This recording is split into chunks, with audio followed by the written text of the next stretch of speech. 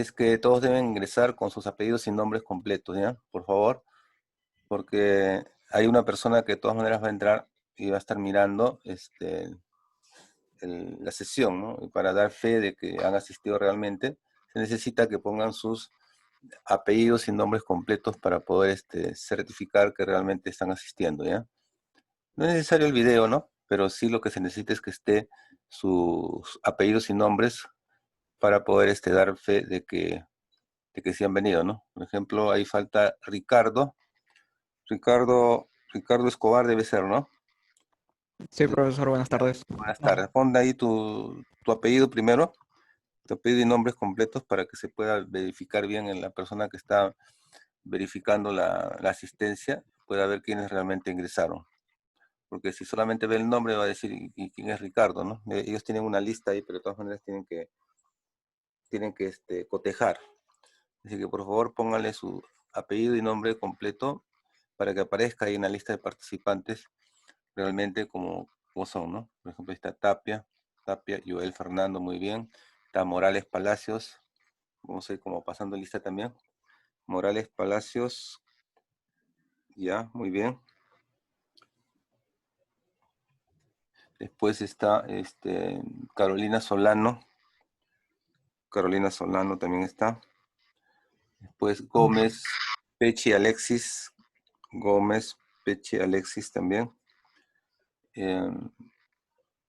Miguel, a ver, está actualizando la lista. Miguel Farroñay. Miguel Farroñay, ya. Después está Ricardo Escobar. Ricardo Escobar, muy bien. Gracias por poner todo completo. Está José Valverde. José Luis Valverde Flores. Presente, profesor, buenas tardes. Muy bien. Ahorita acaba de llegar Pedro Álvarez. Pedro Álvarez. Ya. Tenemos 8 participantes. ¿Quién falta acá? Morales Carolina, Gómez, José Valverde, Miguel Farroñay, Pedro Álvarez. Ya está. Ricardo Escobar también. Falta Tapia, Joel. Parece que no Ya estaba estoy, listo. profesor, presente. Está bien. Tapia, Joel Fernando. Sí, presente. Muy bien. No estaba en la lista inicial que me dieron, ¿no? Así que ahora sí ya está. Sí, ayer me he matriculado, tal vez por eso. Ya. Sí, pues por eso no aparece en la lista. Pero ya, te mandaron el link entonces a ti. Sí, Claro, sí, porque yo les mandé el enlace a ellos para que a veces se matriculan pues faltando pocos momentos y yo les envío esto con anticipación para que todavía no les he agregado en mi grupo, pero hay un grupo que he formado, que es un grupo de WhatsApp, que es el SQL2 53640. Seguro que no estás inscrito ahí todavía, ¿no? Tapia, ¿no? no, Ya, ahí no, todavía no. ya, entonces, pero me envías entonces, seguro me van a enviar también, pero por si acaso, me envías por el interno tus datos tu celular para poder Mi agregarte, celular más que todo. sí, para agregarte, sí, pues. ¿Ya? Ya, está bien, profesor. Los demás sí, los demás sí están en el grupo, ¿no? Solamente faltaría Cristina y Falcón. Sí, Cristina Contreras, que seguramente ya viene porque ya está inscrita. Entonces sí, yo creo que el próximo sábado de todas maneras arrancamos, ¿no? Ahora vamos a ver el panorama. Pero vamos a ver entonces a ver.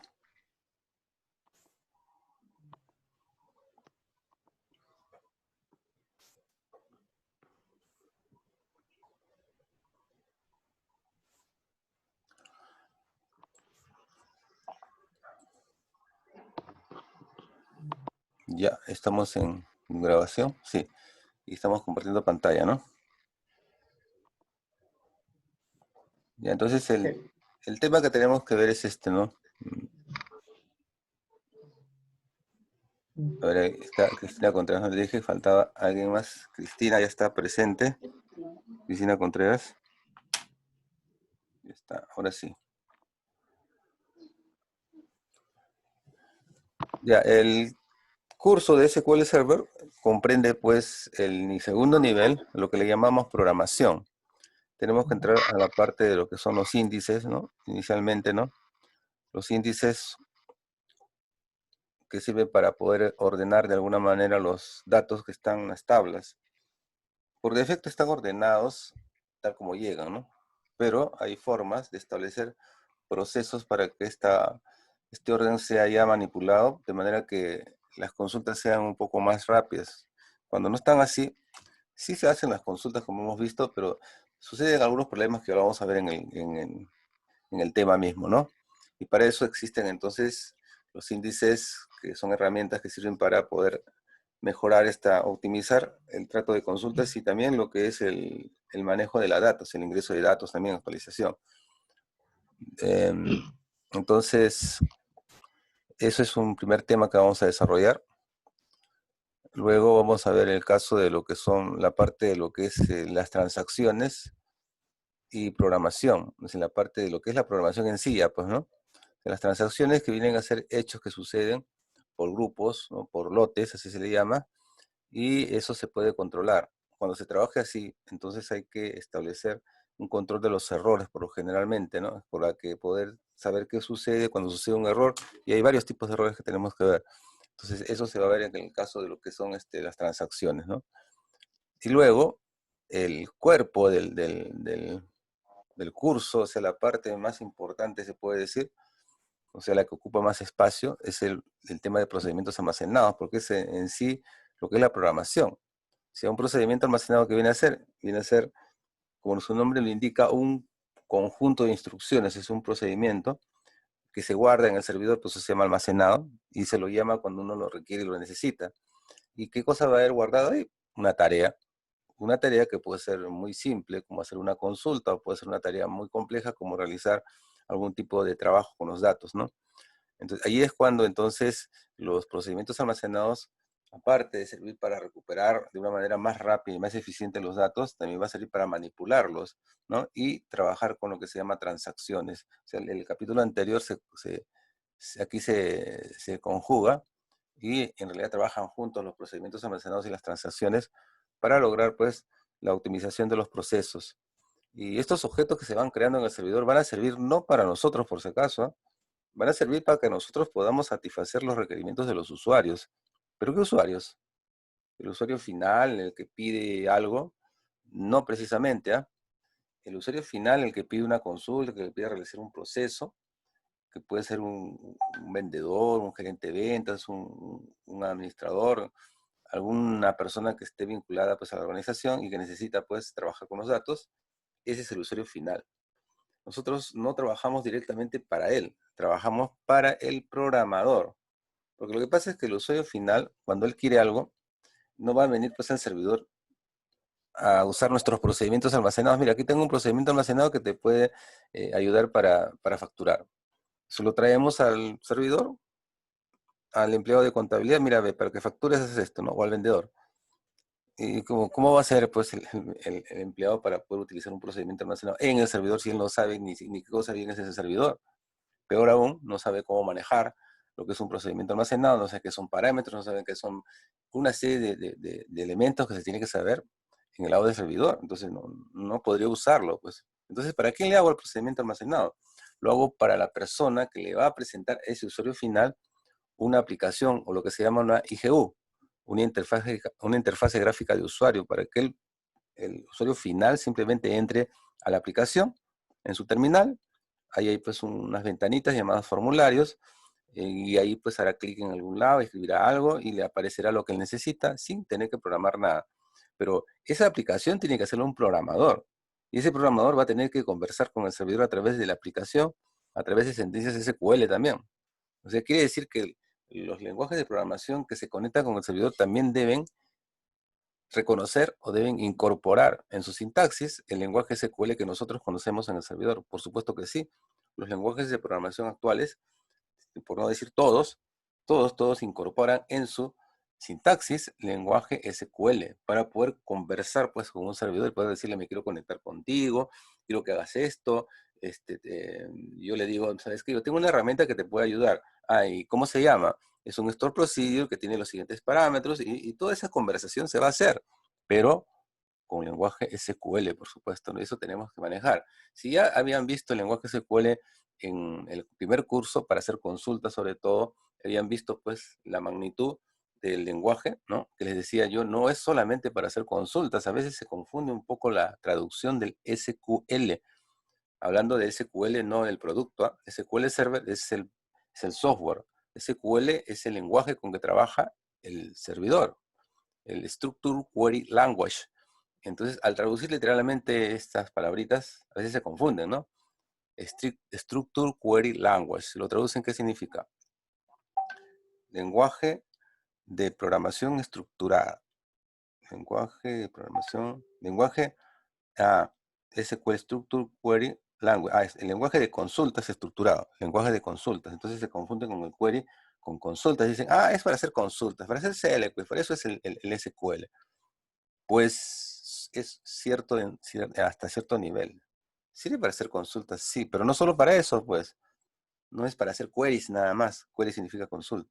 Significa para programar también. Este procedimiento almacenado es un programa que lo voy a hacer a la medida del usuario programador para que él pueda utilizar con mi artefacto sus artefactos que le van a permitir presentarle al cliente final una aplicación sencilla y fácil de manejar. Entonces yo le voy a ayudar, en otras palabras, al programador de la capa del cliente, le voy a ayudar para que él no trabaje mucho. Aquí en procedimientos almacenados yo le voy a hacer muchas cosas que él tendría que hacerlo del otro lado.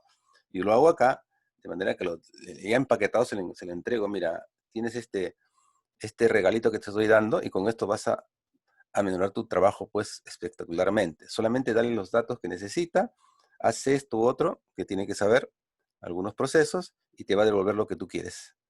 Entonces eso va a ser una gran ayuda y vamos a tener pues que nuestra aplicación, o mejor dicho, la aplicación del cliente va a trabajar con partes programables en el servidor que nosotros tenemos que hacer. Esos son básicamente los procedimientos almacenados.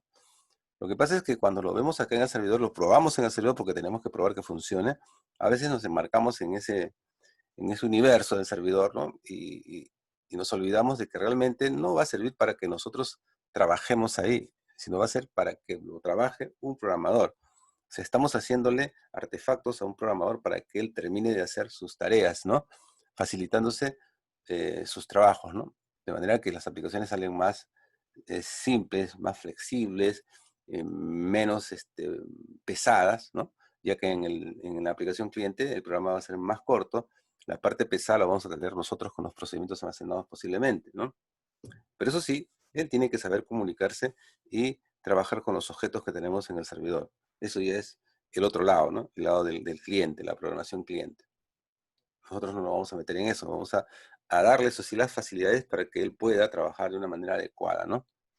Si nos alcanza el tiempo, de todas maneras, al final del curso vamos a hacer un demo de cómo es que realmente nuestros objetos que hemos programado en el servidor se usan en una aplicación cliente.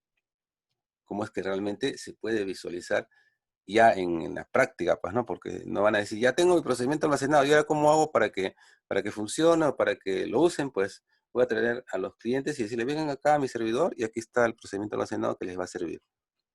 Es como que usted hace una página web, ¿no? Y lo hace con una herramienta, pues, en su casa, ¿no? La prepara, le sale bonito la página, todo, y luego dice, ya está mi página ya. Pero lo he hecho con un servidor interno nada más. Un servidor de internet interno, para probarlo, pues, ¿no? Y luego dice, ¿y ahora cómo lo van a usar mis amigos o las personas que quiero que vean mi página web? No le voy a estar diciendo, vengan a mi casa y ahí tengo la página web para que la vean. No, pues sería absurdo, ¿no? Ellos tienen que verlo por internet. Entonces, ¿qué tengo que hacer?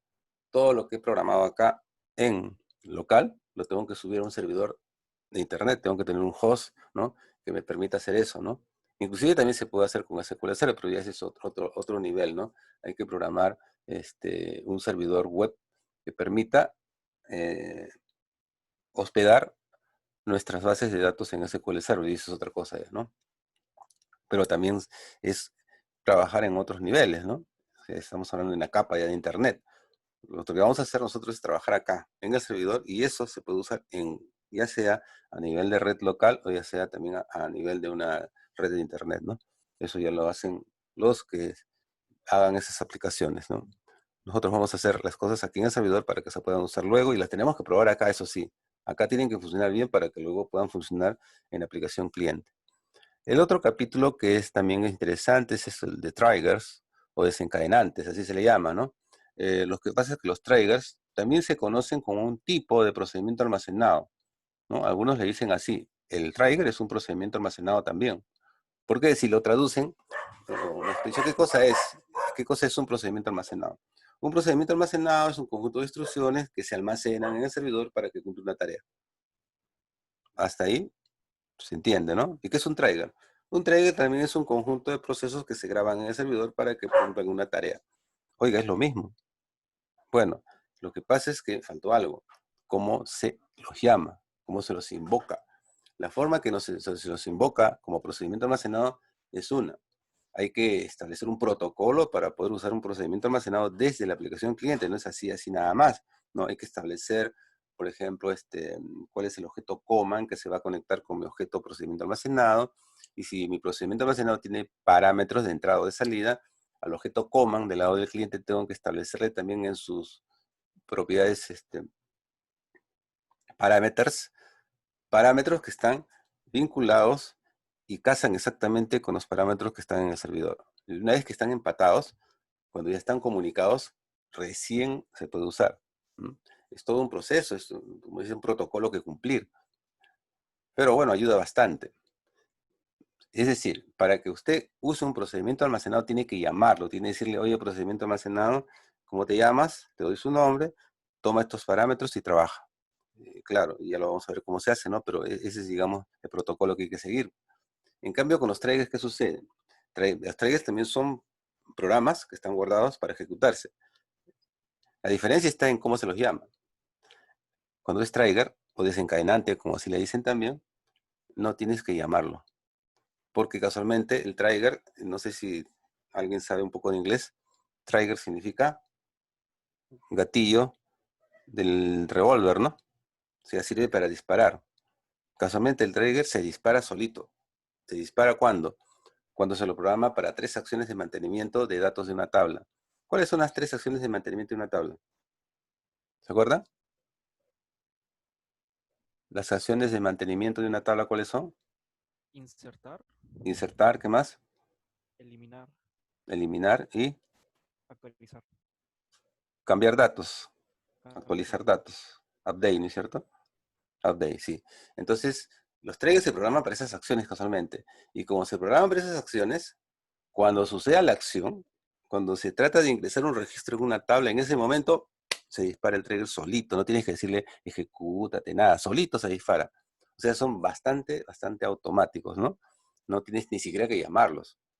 Lo interesante de esto, y que lo vamos a ver al final, es que se pueden desencadenar uno tras otro, se pueden hacer como un efecto dominó. O sea, un trigger dispara una acción sobre una tabla y esa tabla a su vez, como le ha programado para esta acción, otra tabla, una acción para otra tabla, también se dispara otra acción y otro trigger. O sea, un trigger puede hacer que se dispare uno, otro u otro en secuencia, ¿no? Y eso es una programación bien bonita, bien interesante, pero bastante complicada porque puedo darles muchos dolores de cabeza. Hoy lo vamos a ver en su momento, ¿no? Luego tenemos, como último punto, las funciones definidas por el programador. Ustedes han visto en los niveles 1, ¿no? Lo que son funciones de SQL, las estándares, ¿no? Que ya las conocen, ¿no? Sin embargo, aparte de esas funciones, usted puede crear sus propias funciones sui generis, ¿no? A la medida del usuario, lo que el usuario necesita, por ejemplo, no sé, en un banco necesitan una función que extraiga el interés compuesto de un capital que se ha ingresado en tal momento, con sus, digamos, también, costos, ¿no? Y ganancias que puede tener el banco y también ganancias que puede tener el cliente. Entonces, todo eso es una fórmula. y hay que crearla, ¿no? Hay que crearla y entonces se crea específicamente para un caso. Y una vez que está creada, se la usa, ¿no? Es como decir, yo no tengo una función que me calcule directamente el factorial de un número en SQL. No tengo, pero la puedo crear. De manera que cuando la cree, nomás le doy el número y solito calcule el factorial de frente. Entonces, de esa manera, entonces, podemos crear todavía más funcionalidad, más automatización en la parte de lo que es la programación. Con todas esas herramientas, entonces, pues el programador va a sentirse bastante aliviado de sus tareas de programar, porque yo le voy a dar muchas herramientas en las cuales se va a apoyar y se va a ayudar para que su programa sea un poco más ágil, ¿no? Claro, yo me estoy tomando, nos vamos a tomar la molestia de hacerlos nosotros, ¿no? Pero casualmente eso es nuestra tarea, hacer que los programadores ya no tengan mucho trabajo, trabajen menos. ¿Por qué? La intención es que las aplicaciones no sean pues muy pesadas. Cuando un programa es muy pesado es porque su programa tiene un montón de líneas, un montón de acciones que tiene que realizar y las tiene que invocar y mandarlas por la red. Pero si yo la tengo ya esas acciones aquí en el servidor, lo único que tiene que hacer el usuario es mandar una orden que diga ejecútate procedimiento tal. Toma estos parámetros y se acabó. Y no tiene que mandar pues un rollo de instrucciones, porque esas instrucciones las tengo yo. Y lo bueno es que se pueden compartir. Se pueden compartir y se le puede dar forma para diferentes usuarios, ¿no? Una especie de, casualmente, parametrización de los procedimientos y las funciones también. O sea, según los datos que les dé, funciona de una manera o si no funciona de otra manera, ¿no? Todo eso lo vamos a ver a lo largo del curso, por supuesto, ¿no? Bien, ese es el panorama general que les presento del curso de SQL2, programación que empieza casualmente con la parte de lo que es los índices, ¿no? ¿Alguna pregunta?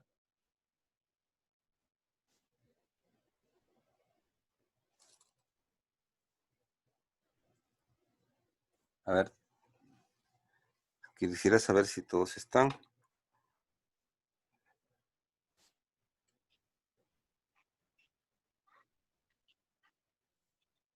Sí, parece que sí, porque faltaba Cristina Contreras, ya vino, ¿no? Sí, ya está, Cristina Contreras. Entonces tengo 9 participantes que para la próxima sesión, como ya está esto prácticamente listo, sí, yo creo que sí, la próxima sesión de todas maneras inicia el curso, ¿ya? Lo que pasa es que algunos faltaban matricularse, faltaban todavía algunos que están pendientes, pero sí ya de hecho que para la próxima semana arrancamos el curso de todas maneras. El curso de SQL nivel 2. Programación como le suelen conocer acá, ¿no? Es la parte casualmente de lo que ya hemos hecho. Se tiene que saber, de todas maneras, vayan repasando bien lo que son consultas, ¿ah? Porque se va a ver casi desde el principio lo que son consultas, a través de los índices, por supuesto, y también a través de lo que son los procedimientos almacenados, ¿no? Y las transacciones se combinan, ¿no? Se combina mucho lo que ya se ha visto, por supuesto, con lo nuevo que se va a aprender acá. Esas capacidades que van a lograr con este curso, ¿no? Lograr crear objetos reutilizables, programables, para que los usuarios programadores puedan hacer sus aplicaciones de una manera más rápida y sencilla, y de manera que en general los sistemas pues aumentan su rendimiento, ¿no? Su performance, porque le quitamos menos recursos a las redes, ¿no? Porque cuando todos mandan instrucciones así, como se dice, pues, al montón por la red, se satura, ¿no? Es como decir, tenemos eh, un tráfico terrible. ¿Y qué pasa cuando hay mucho tráfico? Pues hay muchos autos, muchas personas, se satura los caminos, las pistas, y se atoran, a veces no avanzan, a veces se detienen, a veces colapsan, ¿no? Eso suele pasar también en las redes de datos, ¿no? Si no mandamos muchos datos, muchas líneas de programación, y mandamos menos, es mejor. Justamente eso nos ayuda a los procedimientos almacenados, porque ya no va a tener que enviar pues unas 500 líneas de programación, sino seguramente algunas 5 o 10 líneas nada más que especifican cómo se llama, cuáles son los parámetros, y se lo manda al servidor, el servidor lo trabaja porque ya tiene todo listo ya en el servidor, y le devuelve nomás a través de algunos objetos de retorno los valores que el usuario lo va a usar de manera pues que él decida para seguir trabajando, ¿no? De esa manera le ahorramos un montón de tiempo, no solamente a él, sino que ahorramos espacio, ¿no? O sea, las redes ya no se saturan tanto. Esa es la ventaja de trabajar así. Pero por supuesto hay que tener una buena comunicación con los usuarios, sobre todo los usuarios programadores, que ellos son los que deciden qué es lo que necesitan y nosotros tenemos que darle eso, ¿no? Y hay que analizar bien porque ellos también a veces cometen errores cuando no entienden muy bien lo que el usuario final, que no es el programador, lo que él quiere, ¿no? Eso suele pasar, ¿no? Ellos hacen una planificación en base a lo que el usuario les ha dado, sus requerimientos de usuario, sus casos de uso que encontraron. Y luego en base a eso planifican una aplicación y la prueban. Y a veces no funciona, ¿no? A veces no funciona en su totalidad, funciona una parte no, entonces ahí vienen los problemas. ¿Por qué? Porque a veces no se le entendió bien lo que quiere el usuario. Ahora, si entienden bien, si hacen, por supuesto, la primera no funciona de frente, ¿eh? Siempre hay algunos errores, algunas malas interpretaciones de los requerimientos de usuario. Pero una vez que se afinan esos problemas, ya eso debe funcionar. Pero sin embargo, a pesar de eso, de que no funciona, a pesar de que ustedes ya, o mejor dicho, el programador ya afinó sus diferencias, lo que no entendía, hizo empatía con el usuario final, y ya sabe qué es lo que quiere y corrigió sus errores, ya debería funcionar bien la aplicación, ¿no? Pero sin embargo, a veces no funciona todavía. Y ya no es porque es problema de que no le entiende bien el usuario. No es problema porque ha programado mal, porque se supone que ya tiene experiencia, tiene que programar bien. Si no es ese el problema, entonces el problema está en la base de datos, pues, ¿no? Ya saben, si el problema está en la base de datos es otro problema ya. Es porque el servidor tiene una base de datos que seguramente no corresponde a la realidad. O está desactualizada, o es una copia, ¿no? Una copia de otra realidad y la copiaron, la pegaron, la parcharon y le hicieron funcionar así como se dice a la criolla, ¿no? Más o menos está funcionando, pero como el sistema va creciendo, como el tiempo pasa, ahí viene el problema. Y ya comienzan a haber cada vez más reglas de negocio que hacen de que el modelo final se difiera casi totalmente de la realidad y ya no responde. Ahí por más parches que le hagan, ya cada vez aparecen más problemas porque el sistema era una copia, pues no, en la base de datos no era un reflejo de la realidad, no se hizo un diseño real. Por eso ustedes han llevado el curso anterior, ¿se acuerdan? El primer curso de diseño de base de datos, ¿no? Se tiene que revisar pues, si están bien los modelos, el modelo lógico, el modelo conceptual, ¿no? El modelo físico, si está normalizado todo, verificar según las técnicas de normalización que ustedes saben, la normalización, la primera, la segunda y la tercera, que son las básicas, y a veces hay problemas ahí porque no encuentran nada. No se sabe cómo empezó la base de datos. Simplemente estaba ahí. Y cuando es así, el problema es grave. Porque eso significa que es una copia. Lo que hay que hacer es lo que se tiene que hacer desde un principio. Diseñar la base de datos bien. Y una vez que tiene la base de datos bien, tiene que pasar los datos que ya están en la base de datos actual a la nueva base de datos que ya está respondiendo a la realidad. Y ese es un dolor de cabeza. Un verdadero dolor de cabeza tiene una base de datos que no refleja lo que tiene la realidad totalmente, pero ahí están los datos. Y ahora sí tiene una base de datos que sí refleja lo que tiene la realidad porque hizo todos los pasos necesarios. Pero ahora, ¿cómo hace para transformar esa base de datos antigua en la nueva? Si los objetos no son compatibles, si las tablas salieron con diferentes campos, diferentes tipos, o sea, es todo un enrollo. Hay que transformar los datos paso por paso, registro por registro, para que vayan acomodándose a la tabla como deben ser. Y eso no es fácil, ¿no? Eso demora bastante. Eso hay que hacerlo digitando prácticamente procesos, pequeños programas, para que vayan capturando los datos de las tablas, los conviertan y los pasen a la base de datos actual. No es tan fácil, es bastante tedioso y a veces los clientes no quieren pagar, pero dicen, no, ¿cómo va a pagar tanto? Y si yo hice esto por ahorrar, sí, lo hizo por ahorrar. O sea, se copió una base de datos para no pagar a un diseñador que le haga la base de datos. Y ahora tiene problemas. Y ahora le va a costar más caro. Sí, pues, le va a costar más caro porque nadie lo va a hacer eso gratis. Es un dolor de cabeza, como les digo. Otro es, ya, te diseño la base de datos y ya está, lista, este es. Oye, y los datos que tenía, no sé tú cómo los pasas. ¿Y tú no los puedes pasar? Bueno, si quieres lo hago, pero ese es otro trabajo. Tiene un costo. Ahí viene el problema. No es tan fácil. Por eso siempre hay que estar seguros de que la base de datos con la cual estamos trabajando haya sido diseñada de una manera regular, por lo menos, para que se pueda hacer proceso de reingeniería y hacer los cambios que se puedan hacer, ¿no? Porque cuando se hace así, como se dice, a la guerra, copia nada más, ahí la cosa es bien grave. Bien, entonces, esperamos que para la próxima semana estén ya todos actualizados y empecemos de hecho y de lleno con el tema principal, que son los índices. A ver si hay alguna pregunta de parte de ustedes. ¿Alguna pregunta? Joel, Profesor, ¿sí? sí, disculpe, ¿para trabajar está bien con el SQL Server 2012? Sí, sí ¿O se no? puede. Se puede, 2012, 2014, 2018, no hay ningún problema. No hay ningún problema. Hasta esta parte no hay.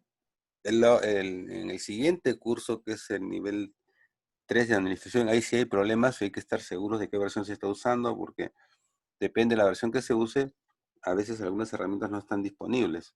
La conectividad no es igual, entonces ahí sí tienen que uniformizar. Pero para este curso no se preocupen, no importa el software que tengo, hasta 2000 inclusive, da lo mismo, no hay ningún problema. ¿Ya? Ok, ya pues, gracias. Sí, eso sí, tiene que tener instalado el SQL Server de todas maneras, ¿no? Eso sí. Ahora, cualquier duda que tengan, siempre vamos a tener dispuesto el chat, ¿no? El chat con que les he creado para todos, el SQL-53640, ¿no? 53640. Ya, y por ahí pues se pueden comunicar. Inclusive podríamos hacer de repente, ¿no? Durante la semana o alguna semana que se pueda, depende de ustedes, alguna reunión de consulta rápida, ¿no? Como yo tengo el Zoom siempre las 24 horas del día sin ningún problema, ya lo tengo ya financiado, como se dice, entonces lo puedo usar cuando quiera, ¿no? Sin límites. Entonces, cuando nos pongamos de acuerdo durante la semana, el profesor, un repaso rápido de un punto que quedó así un poco, digamos, no tan claro, quieren hacer un repaso rápido, nos ponemos de acuerdo y en el transcurso de la semana nos podemos reunir. Total, lo único que tienen que tener es su computador y estar en su casa, no tienen que ir a ningún sitio, ¿no? Y nos podemos reunir rápidamente, aunque sea pues una media hora, una consulta rápida, algo que nos pueda ayudar a todos. ¿Está bien? ¿Están de acuerdo? Sí, bueno, por mí estoy de acuerdo, profesor. Más bien, Está quería bien. preguntarle si por algún medio nos puede dar alguna literatura para ir igual repasando durante la semana Ya, y sí, recordando sí, recordando algunos conceptos. ya, eso lo voy a subir en el aula virtual del CEPS, ¿no? Ustedes tienen el aula virtual, ¿no? Se ha creado ahí un grupo, también igual, el mismo grupo 53640, en el aula virtual. Entonces, ahí voy a subir los documentos, voy a subir los datos, el sílabo del curso, eso que están viendo acá, alguna que otra separata, algunos archivos que crean que sean importantes, se los paso por ahí también, ¿ya? Por la página virtual del CEPSUN, y algunos links también, si son necesarios, también por ahí les paso. ¿Ya? Ok, gracias, profesor. ¿Saben cómo entrar al aula virtual, pues, no? Ya están en nivel 2, seguro que sí saben, ¿no? Ya han pasado por el 1. Es solamente con su DNI, ¿no? Y su clave DNI, si quieren la cambian después, ¿no? Por defecto está así. Y por ahí se comunican, y por ahí nos comunicamos también con un repositorio donde voy pasando los videos, por ejemplo, los videos que hemos hecho hoy día, los que vamos a hacer después, ahí se van a ir cargando. Y cualquier material en la página virtual del CEPSUNI. Profesor, o sea, todas las clases van a ser grabadas y usted va proporcionándonos el video de la clase. Claro, por ejemplo, esto lo estoy grabando ahorita, ¿no? Ahora que termino, de un rato, lo subo otra vez al aula virtual del CEPS, para que lo puedan visualizar ahí. Sí, todo se va a grabar, no se preocupe. Y si hay grabaciones adicionales, también se las paso por ahí. ¿Ya? Correcto. Ya, profesor, gracias. Muy bien, Gracias. entonces, si no hay ninguna otra inquietud, quedamos formalmente en iniciar el curso el próximo domingo a las 4 en punto. Si no hay ninguna otra inquietud, como decía Cayoel, o tenemos a Carolina, a Cristina, a Alexis, a José, a Miguel, a Blas, a Pedro y Ricardo. ¿Alguna pregunta? No, gracias. Todo está bien. Ya. De todas maneras, de repente ahorita las preguntas no salen, ¿no? Pero si salen alguna pregunta por ahí en el transcurso de la semana, por el chat, pues, ¿no? Ya saben que a veces no se contesta ahí mismo porque uno de repente no está en ese momento conectado o está haciendo otra cosa, pero regularmente lo reviso y veo, pues, me preguntaron esto, entonces contesto. Siempre las preguntas háganlo por el chat grupal. No lo hagan por el chat personal, ¿no? Salvo que sea una cuestión muy personal de ustedes, ¿no? Pero cuando es del curso, para eso está el chat grupal. Lo que pasa es que si me hacen una pregunta y de repente esa pregunta la tienen varios, ¿no? La contesto y de un solo golpe, pues estoy solucionando el problema de varios, ¿no? Sí, o de repente a veces entre ustedes también se pueden ayudar. A veces el profesor no está, pero ustedes están en el chat ahí y alguno de repente sabe lo que no sabe el otro y se apoyan entre ustedes también. Es una forma también de aprender, les dije, ¿no? Se aprende no solamente viendo los conocimientos y aprendiendo cosas nuevas, sino también enseñando. O sea, cuando uno enseña, aprende más todavía. De repente ya sabías algo, pero por el hecho de querer enseñar, de querer comunicar lo que tú ya sabes, el cerebro trabaja un poco más, ¿no? Trata de hacer que tu idea sea entendible por otro. Entonces eso es un esfuerzo que hace el cerebro y eso se queda grabado para siempre. No te vas a olvidar nunca. Es más fácil recordar lo que ya has enseñado. Si tú escuchas nomás, si no lo practicas, también eso es malo, ¿no? Escuchas, lo entiendo, sí, está bien, lo entendí bien, pero tienes que practicarlo. Y una manera de practicarlo también es dialogando con otras personas, ¿no? Enfrentando sus conocimientos, comparándolos para ver, ¿no? Cómo están. De esa manera también avanzan. Muy bien, jóvenes, entonces ya saben, ¿eh? No se olviden del grupo. El grupo es SQL2-53640. Siempre disponibles a cualquier duda que tengan, cualquier inquietud, ¿no? Y los archivos, como les dije, se los voy a pasar por la página virtual del CEPSUNI, que también tiene ese nombre, ¿no? El 53640, ¿no? SQL2. Muy bien, si no hay ninguna otra pregunta más, creo que podemos dar por finalizada la introducción, ¿no? ¿O hay alguien más que tiene que preguntar? Levante la mano el que quiera preguntar algo, y si no, nos despedimos, pues, para vernos la siguiente sesión. Y como le dije, en el transcurso de la semana, cualquier duda, cualquier cosa que tengan, alguna pregunta, algo, la pueden hacer a través la pueden hacer a través del chat, ¿no? Bien, entonces vamos a dejar de compartir para poder grabar lo que he hecho y luego lo subimos. Muchas gracias por su atención. Esperamos encontrarnos la próxima semana de todas maneras, ¿de acuerdo? De acuerdo. Gracias, profesor. Gracias, Le profesor. envié mi Saludos, número, profesor, por favor, para gracias. que lo pueda agregar al WhatsApp, por favor. Tapia, ¿no? Sí, por favor. Ya. Me envías tu número de teléfono para que podamos... Sí, ahí le envié, profesor. Ya, me has enviado. Ya, por el chat de acá. Sí, Ya, entonces ahora lo veo. sí, A ver, ya. aquí Muy está. amable. Sí, ya lo vi. Ya. Ok, gracias. Ahora sí te voy a agregar.